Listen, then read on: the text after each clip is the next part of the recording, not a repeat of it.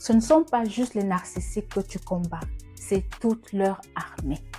Dans le domaine de la maltraitance narcissique, peu de concepts sont aussi effrayants que celui des singes volants. Oui, vous avez bien entendu. Il s'agit d'une expression qui désigne les personnes manipulées par des narcissiques pour réaliser leurs objectifs, que ces personnes en soient conscientes ou pas. Ce sont donc des facilitateurs, des outils de guerre psychologique et ils vont constituer un élément central du mode opératoire des personnes narcissiques. En d'autres termes, les narcissiques agissent rarement seuls. Ils ont également des alliés. Oui, des alliés. Des personnes que parfois vous connaissez et dont vous devrez également vous méfier. On en parle tout de suite après le générique.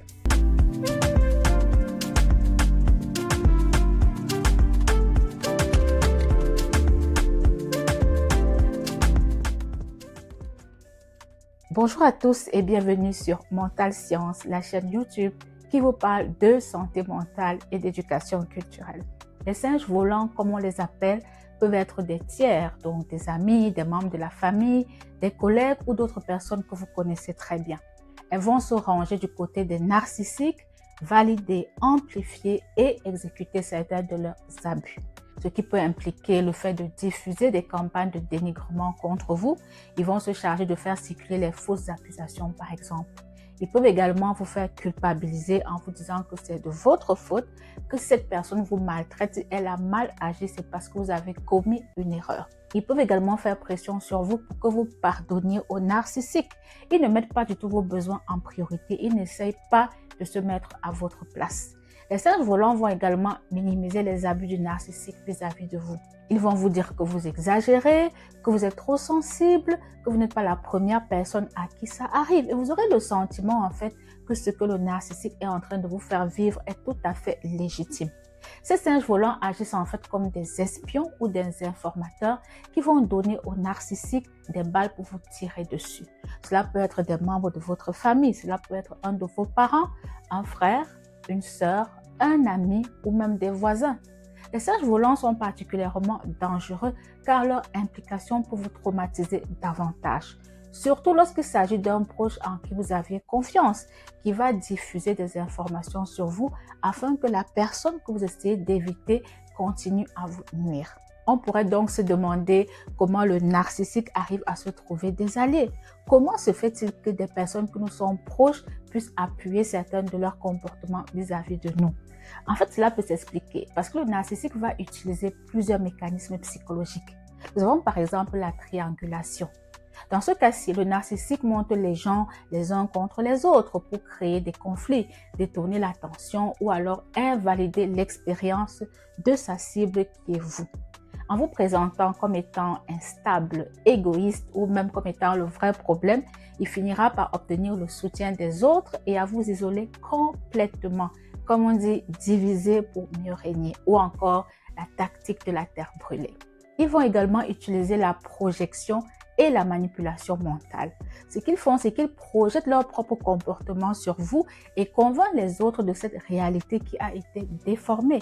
Ils peuvent par exemple leur dire que c'est vous qui êtes abusif, que c'est vous qui les violentez, que c'est vous qui êtes malveillante, alors qu'en réalité, vous êtes leur victime. Ils vous agressent tout le temps, mais à l'extérieur, ils arborent un visage différent.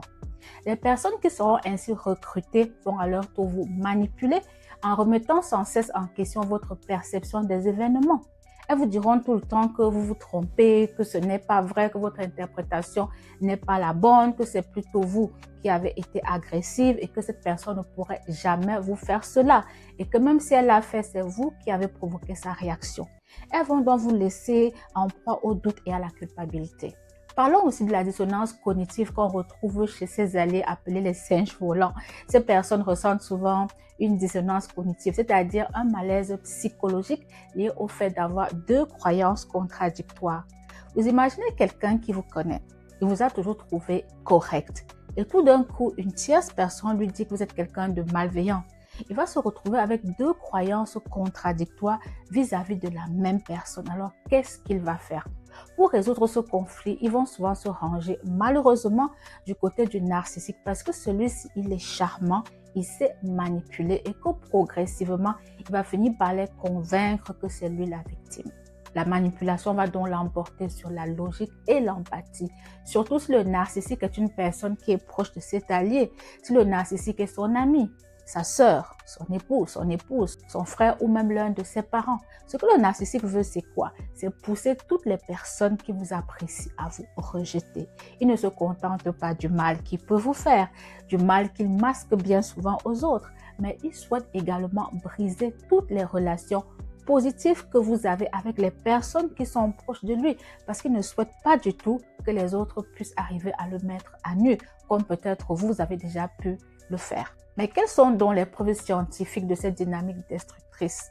Est-ce qu'il y a déjà des études qui ont été effectuées dans ce sens? Oui ou non? Dans une étude publiée en 2016 par le Dr. Hart dans le journal de psychologie sociale et de la personnalité, il a été démontré que les personnes présentant des traits narcissiques importants recouraient davantage à des stratégies de triangulation pour contrôler les dynamiques sociales, ce qui veut dire qu'elles vont aller chercher des tiers pour essayer de vous manipuler et de vous contrôler parce que justement, elles n'y arrivent pas souvent toutes seules. Elles vont donc semer la discorde et utiliser vos proches comme une extension de leur contrôle sur vous.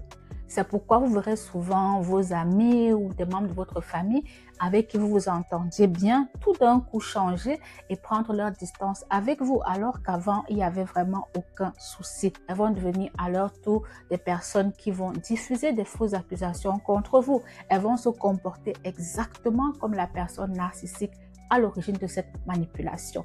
Elles vont être leur allié, elles seront de leur côté. Selon le docteur George Simon, qui est un psychologue clinicien, les singes volants et donc ces alliés-là qui s'ignorent ou qui ne s'ignorent pas tombent souvent dans le piège de ce qu'il appelle les facilitateurs naïfs, c'est-à-dire des personnes qui croient que le narcissique est un incompris, que le narcissique mérite de la compassion, que c'est lui la victime et que c'est vous justement qui êtes en train de le persécuter. D'autres recherches, comme celle de Brière et Scott en 2015, démontrent qu'une exposition continue à l'invalidation et à la trahison sociale aggrave considérablement les symptômes du trouble de stress post-traumatique. En particulier, lorsque la trahison provient d'individus en qui vous aviez auparavant confiance. Comme je l'ai dit tout à l'heure, les proches en qui vous avez confiance et avec qui vous avez partagé des confidences, qui les ont utilisées contre vous parce qu'elles les ont ensuite relayées aux manipulateurs, à la personne narcissique. Donc votre meilleur ami, votre frère ou votre sœur va donc se retourner et se mettre avec la personne qui vous maltraite et qui vous manipule. Et au-delà de la déception que vous allez ressentir, cela va être très douloureux à vivre parce que ce sera un peu comme une sorte de trahison. Ce qui va vous amener maintenant à l'impact sur les victimes. Quelles sont les conséquences justement du comportement de ces singes volants sur votre santé mentale? Nous avons la retraumatisation, c'est-à-dire que le narcissique vous a déjà traumatisé. Maintenant, le fait de vous rendre compte que vos proches s'allient au narcissique contre vous, cela va entraîner une double traumatisation. Nous avons aussi le doute de soi et la confusion due à des messages contradictoires. Parlons aussi de l'isolement lorsque vos amis communs et les membres de la famille prennent parti pour le narcissique, ils ne vous rendent plus visible et vous non plus, vous n'avez plus envie de les voir au risque de rencontrer cette personne que vous souhaitez ardemment éviter. Tout cela va entraîner parfois des symptômes d'anxiété, de dépression et des traumatismes complexes. Maintenant, comment est-ce qu'on peut faire pour s'en sortir si on se rend compte qu'on est victime du narcissique, mais aussi des alliés du narcissique? La première des choses à faire est d'identifier les singes volants dans votre environnement. Donc, essayez de voir qui dans votre entourage dit les mêmes choses que la personne narcissique, qui répète plus ou moins les phrases qui se ressemblent. Parce qu'en général, comme ils discutent ensemble, petit à petit, vous allez vous rendre compte qu'ils finissent par avoir le même discours. Ils vont parfois vous accuser de la même chose, vous accuser de réagir de manière excessive. Elles vont partager vos informations à la personne narcissique. Vous allez vous rendre compte que des choses que vous aviez partagées avec très peu de personnes vont se retrouver de nouveau chez cette personne-là qui va les utiliser contre vous.